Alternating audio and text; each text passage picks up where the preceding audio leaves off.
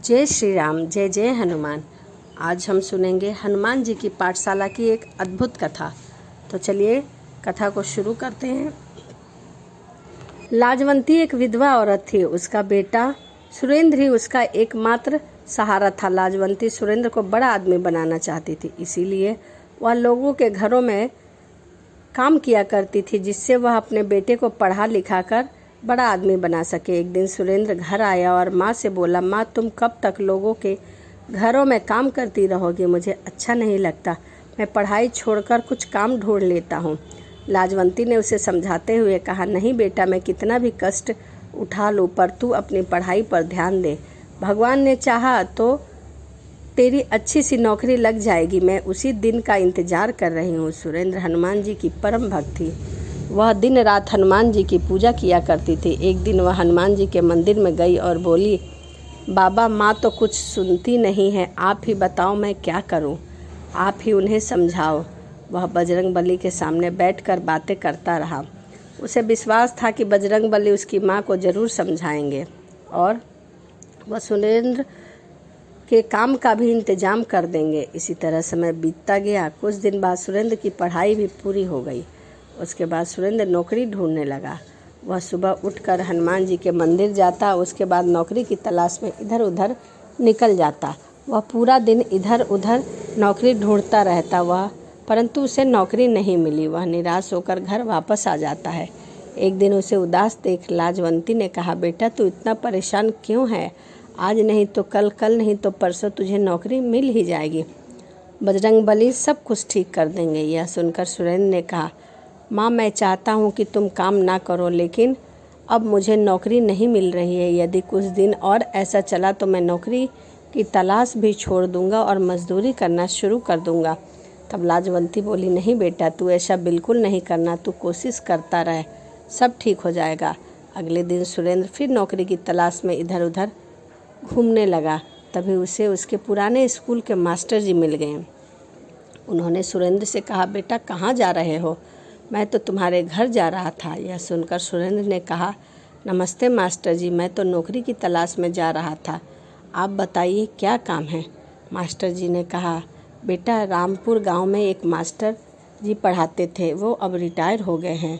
उनकी जगह नए मास्टर जी आने वाले थे, लेकिन वो नहीं आ पाए। यदि तुम कल से 3 दिन तक उनकी जगह पढ़ा सको तो मैं हेड मास्टर जी से कहकर तुम्हारी नौकरी पक्की करवा सकता हूँ। सरकारी नौकरी है। तुम्हारी माँ की परेशानी देखकर मैंने बात की है, लेकिन मेरी बात खराब नहीं होना चाहिए। तुम्हें समय पर जाना होगा और बच्चों को 3 दिन तक अच्छे से हिंदी पढ़ानी होगी। यह सुनकर सुरेंद्र बहुत खुश हुआ। उसने कहा, आपका बहुत बहुत धन्यवाद मास्टर जी, लेकिन यहाँ केवल 3 दिन ही क्यों पढ़ाना है? तब मास्टर जी ने कहा, वहाँ और भी अध्यापक आएंगे, जो भी 3 दिन अच्छे से उसकी नौकरी पक्की हो जाएगी। सुरेंद्र ने मास्टर जी को धन्यवाद दिया और घर आकर यह खबर अपनी माँ को सुनाई।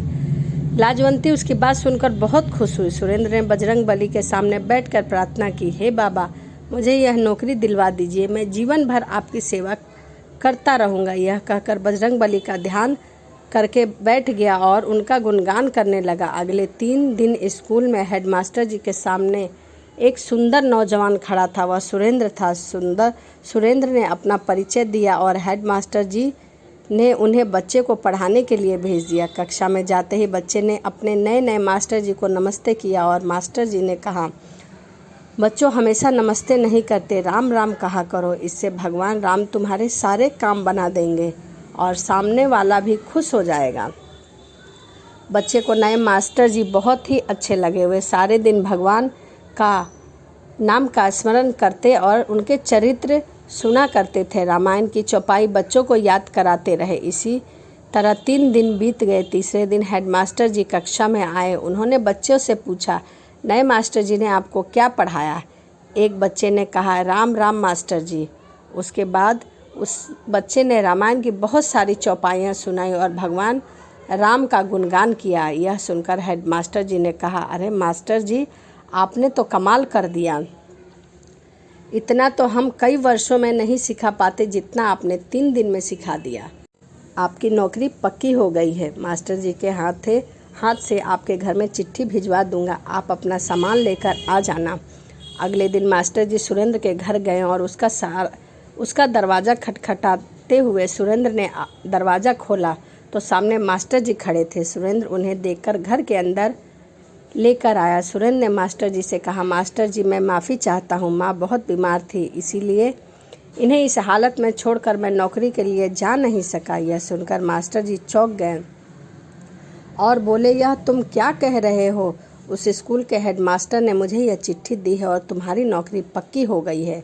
उन्होंने कहा कि तुम्हारे भेजे हुए मास्टर जी ने बच्चे को इतना अच्छा पढ़ाया जो आज तक कोई नहीं पढ़ा सका। तब सुरेंद्र ने कहा, लेकिन मैं तो वहाँ पढ़ाने गया ही नहीं था, तो आखिर कौन गया था?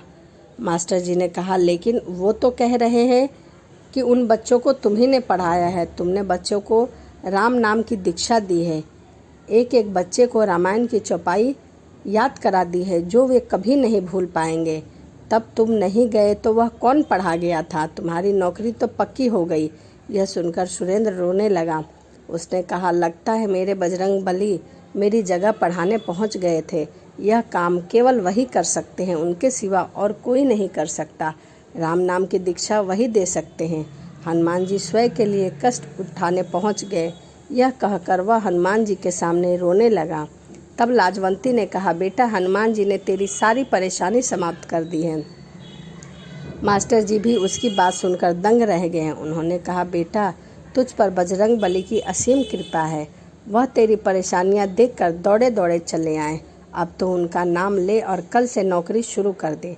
अगले दिन सुरेंद्र सुबह मंदिर गया और हनुमान जी के सामने बैठकर ध्यान लगाने लगा। उसके बाद वह विद्यालय गया और वहाँ अच्छे से बच्चों को पढ़ाने लगा। सुरेंद्र और लाजवंती बहुत खुशी खुशी रहने लगे। सुरेंद्र विद्यालय से आने के बाद सारा समय बजरंग बली का गुणगान किया करता रहता था और जय श्री राम जय हनुमान मन में जपा करता था। वह बजरंग बली को बहुत ही प्यार और स्नेह किया करता था। तो यह हनुमान भक्त सुरेंद्र की कथा थी। तो आपको वीडियो कैसी लगी कमेंट ज़रूर करिएगा। तो चलिए इसी के साथ वीडियो समाप्त करते हैं और मिलते हैं अगली वीडियो में। जय श्री राम जय जय हनुमान।